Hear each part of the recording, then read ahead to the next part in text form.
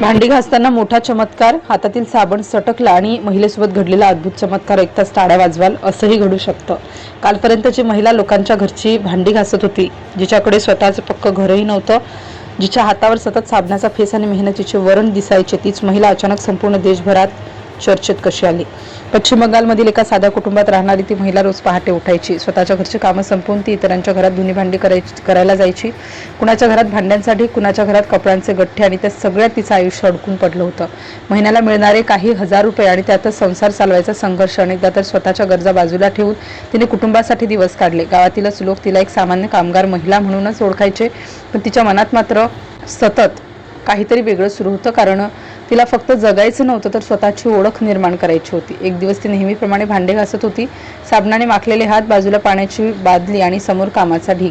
अचानक तिच्या हातातून साबण निसटला. क्षणभर ती शांत झाली. आजूबाजूचे लोक म्हणतात त्या दिवशी तिच्या चेहऱ्यावर एक वेगळाच भाव होता, जणू काहीतरी मोठं घडणार आहे अशी चाहूल तिला लागली होती. आणि खरंच त्या दिवसानंतर तिच्या आयुष्यात अशा घटना घडायला सुरुवात झाली की सगळेच हादरून गेले.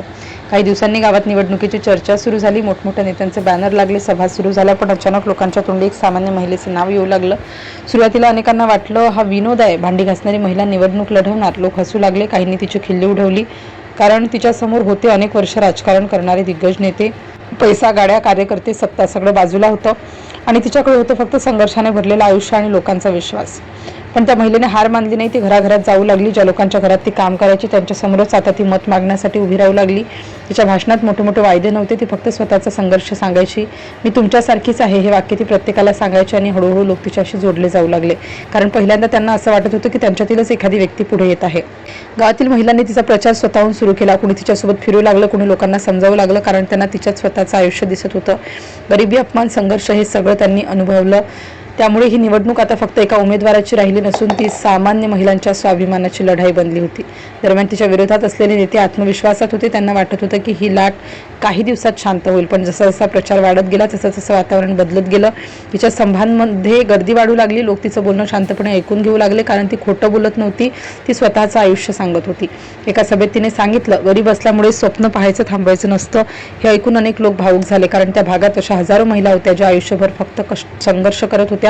त्यांना पहिल्यांदाच वाटलं की त्यांच्यासारखी व्यक्तीही मोठं काहीतरी करू शकते. निवडणुकीचा दिवस आला. गावात तणावाचं वातावरण होतं. लोक शांत होते, पण त्यांच्या मनात उत्सुकता होती. मतदान संपलं आणि सगळ्यांच्या नजरा निकालाकडे लागल्या. सुरुवातीला ती मागे होती. विरोधक आनंद साजरा करू लागले, पण काही वेळातच परिस्थिती बदलली. तिची मतं वाढू लागली. टीव्ही चॅनल्सवर तिचं नाव झळकू लागलं. लोक एकमेकांना फोन करू लागले. गावात एकच चर्चा सुरू झाली आणि शेवटी तो क्षण आला ज्या महिलेची लोक खिल्ली उडवत होते. तीच महिला हजारो मतांनी विजयी झाली होती. गावात जल्लोष सुरू झाला. महिलांनी तिच्या तोंडात मिठाई भरवली. लोकांनी तिच्यावर फुलांचा वर्षाव केला, कारण कालपर्यंत जो महिला लोकांच्या घरची भांडी घासत होती ती आता आमदार बनली होती. ही महिला म्हणजे पश्चिम बंगालमधील कलिता माझी. गेली 20 वर्ष धुणी भांडी करून संसार चालवणाऱ्या कलिता माझी यांनी भाजपच्या तिकिटावर निवडणूक लढवत मोठा विजय मिळवला. त्यांनी तृणमूल काँग्रेसच्या उमेदवाराचा हजारो मतांनी पराभव केला आणि संपूर्ण देशाचं लक्ष वेधून घेतलं. आज त्यांच्या कहाणीची चर्चा सर्वत्र होत आहे, कारण हा फक्त राजकीय विजय नाही, तर संघर्ष, मेहनत आणि जिद्दीचा विषय आहे. एका सामान्य महिलेने दाखवून दिलाय की परिस्थिती कितीही कठीण असली तरी स्वप्न पाहण्याची हिंमत असेल तर आयुष्य बदलू शकतं. आजही त्या गावात लोक म्हणतात त्या दिवशी साबण फक्त हातातून सटकला नव्हता, तर नशीबच तिच्या बाजूने वळलं होतं.